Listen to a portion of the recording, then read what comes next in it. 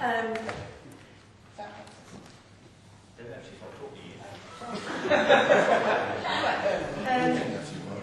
lost my train of thought now, thank you. Cupcakes. Yeah, cupcakes on Fridays or something that's just the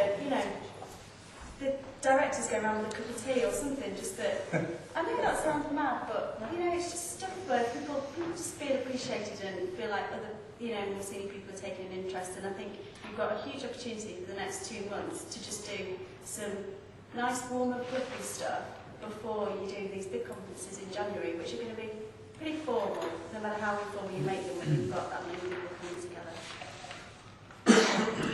Okay, I think I'll take some of those comments into account. We can look at that.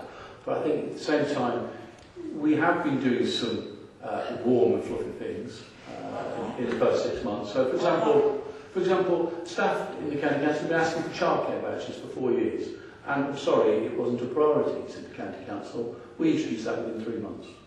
That has meant a lot to a lot of people. I've had many emails from staff thanking us for doing that. And we've got a range of other benefits into the staff that has made a difference to people. So I'll take on those points. We look at that.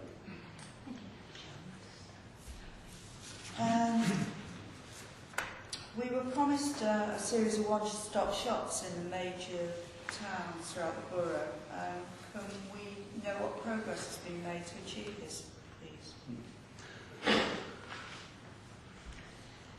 Back in October last year, we came to a view that we wanted to move forward on one-stop shops in Ellesmere and Cheshire, and I think there were the real issues about the resources being available to do that, and then with the practical logistics of delivering it by the 1st of April. And the outcome of that was that it wasn't possible, and we needed to think it through again.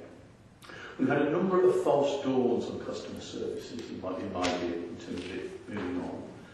And when we think about financial difficulties ahead, we have to ensure that if we are spending large amounts of capital money building new customer access centres, of which we are talking 2, and then putting staff in place, is that an appropriate way in which we will provide good quality services to the maximum number of people? Remembering we have a whole range of people in rural communities who would not see the benefit of such an approach. And similarly, there are particularly people in deprived communities who require a lot of face-to-face services, not just from ourselves, but from other public sector agencies as well. So, for example, a one-stop shop in the middle of Chester may seem okay, but is that really the best thing for the residents of Blacon in terms of them requiring a face-to-face service on a whole range of things? So it is quite complicated. We've done some research, and what we've identified is that 45% of our residents would like to access our services over the telephone and through the internet. 45%. And if we talk about what we're trying to achieve as a council, about people feeling that they can influence and be involved with this council, we need to think about those 45%. Now those will be 45% of our population who actually don't come into contact with us very often. It will be issues around their bins, it will be issues around planning permission, it may be a whole range of one-off, very rare times that they have any dealings with us. So what we're doing at the moment is we're rethinking our approach to customer access, which is actually how can we meet the needs of a very diverse population. And at the same time, there will be a need for face-to-face services, but ultimately they're going to be people who have very complex needs, and we need to do those face-to-face services in partnership with other major public sector or even private sector bodies that support those communities.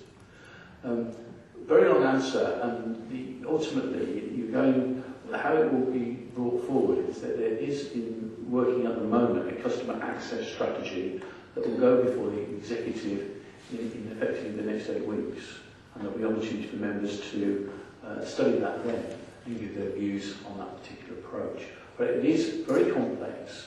about trying to ensure that we meet as many people as possible and meet their needs, but at the same time I'm not wasting money.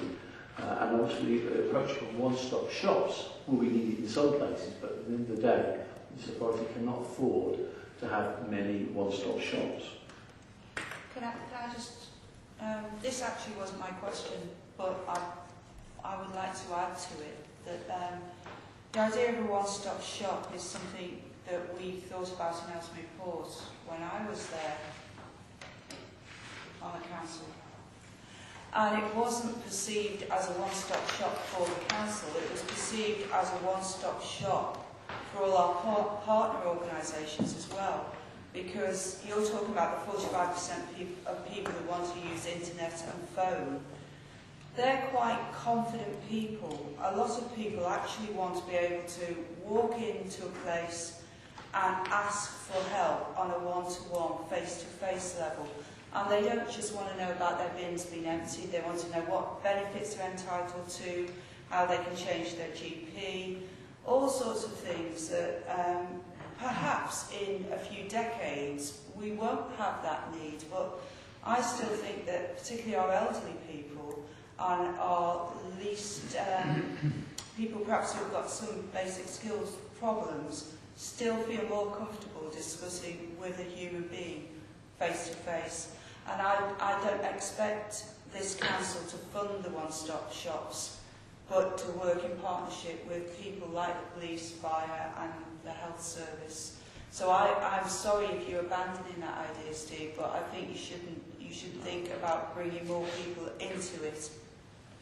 No, I think you misunderstood me. I think it's exactly what you say is correct.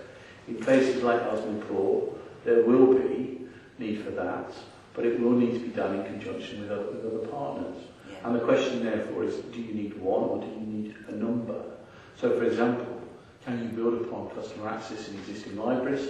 Can you move on develop customer access around existing GPs, where people normally go?